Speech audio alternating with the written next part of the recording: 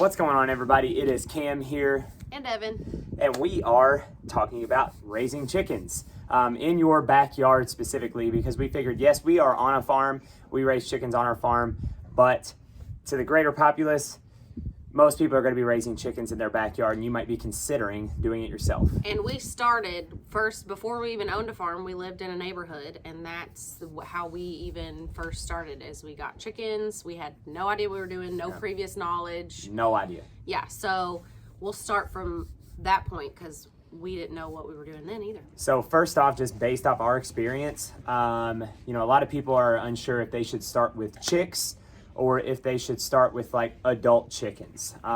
In our opinion, I would say adult chickens would be the route to go to start, just for the sake that you can kind of figure out if chickens are even something that you really actually want to have at your home versus buying chicks and then all the things you need to raise chicks and then all the feed to grow the chicks up to fully grown chickens and then realize that you don't like them. So I definitely recommend going with adult chickens right out the gate because one, that's just going to be an easy startup, very cheap to get started, as well as a good opportunity in figuring out if you even like having them.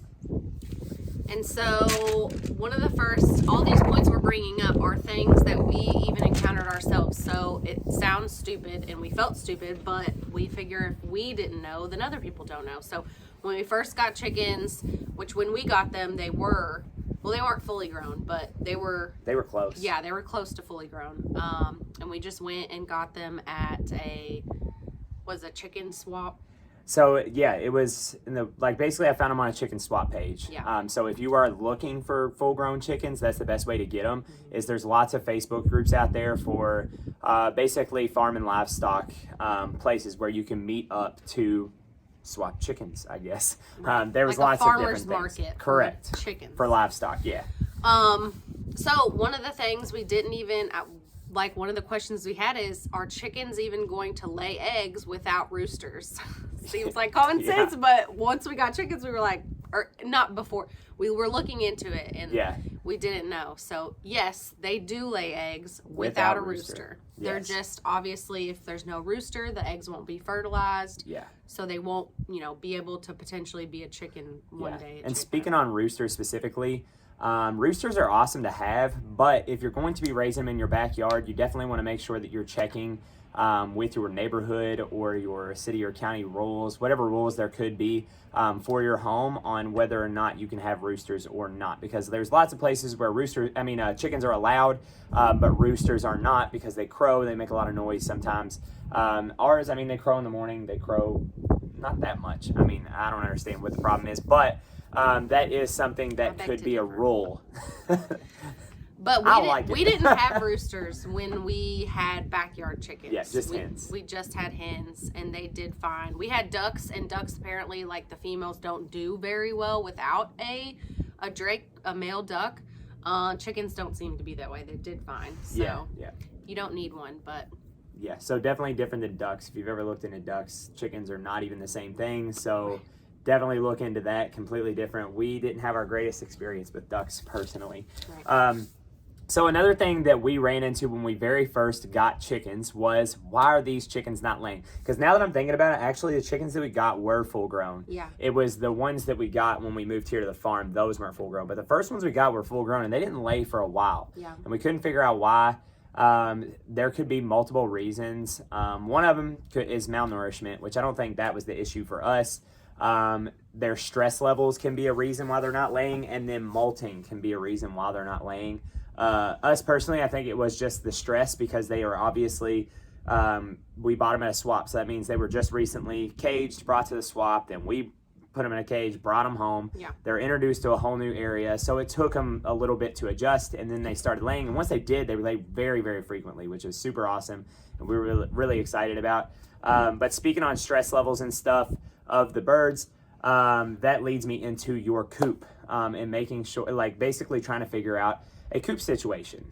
So do you want to run? Do you want them to roam free in the yard? Evan can express to you all of her anger to letting them free roam in our yard. Yes, when we first got them, we just built a coop, and we were like, okay, we'll let them out in the morning, and they can roam the whole backyard. Like we had a fenced in backyard, and then we'll make sure they go back into the coop at night, which is also another thing we need to hint on, that they have to be trained to do that. And for the first like 2 weeks, we had to keep going out and find them in our landscape bushes and all kinds of stuff. It took them a couple weeks of us actually having to put them in the coop for them to go to the coop on their own. Realize that's where they needed to go at night.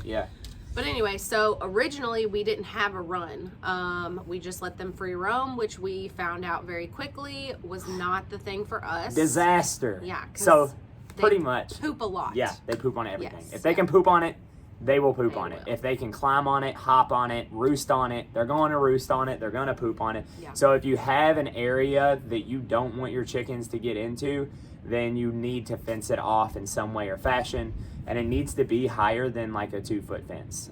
So the 2-foot chicken wire fence, we tried that. Like the amount of money wasted on just random stuff to try and keep these chickens in a certain area. We should have just like actually put some effort into it and built a taller fence, but we were in the middle of building this house, so we were busy with other things. But they will loft over a 2-foot fence. That's why we say that. They don't fly, but they can definitely loft themselves up. I mean, they can hop our 4-foot fence here if they have reason to. They really don't often, but in our backyard, these chickens were relentless. Right, and at that point, they knew, they had already been around the whole backyard, so they knew where we kept the chicken food. They knew if they came to the back door, that, you know, that would kind of get them. They would literally stand at the steps in our back door and stare at us through the window, wanting us to come out and give them like mealworms and treats and stuff. Treats. They were not starved. They knew where their food was in the garage, so they would try and go in the garage all the time. So that means there's poop on our driveway, in our garage, on our back porch, on our steps. No go. Yeah. Now, with those bad things being said, like I said, had we prepared, this would have went very well. Because now, I mean, we have over 60 chickens right now, and we love having them. We enjoy having them. We love having eggs. We love selling the eggs. So they are enjoyable to have, and they're really cool. And, you know, I would definitely say, as far as getting chickens, whether or not you should do it, go for it. I think the best way to do this is to just get them and experience and learn. Because this list could go on for days. Yeah, you'll never be fully prepared. I mean, you're never fully prepared for anything you get into. So it's just, you just got to do it and then prepare as much as you can, but realize you're going to run into things and go from there. But some main points to prepare. One is get yourself a coop situation set up ahead of time before you go ahead and buy them. Definitely have yourself a coop set up. Decide if you're going to do a run or if you're going to let them free roam. And if you are going to let them free roam, decide if there's certain areas you want them to not be able to get to and secure those areas, or secure them to an area of your yard that they're able to free roam.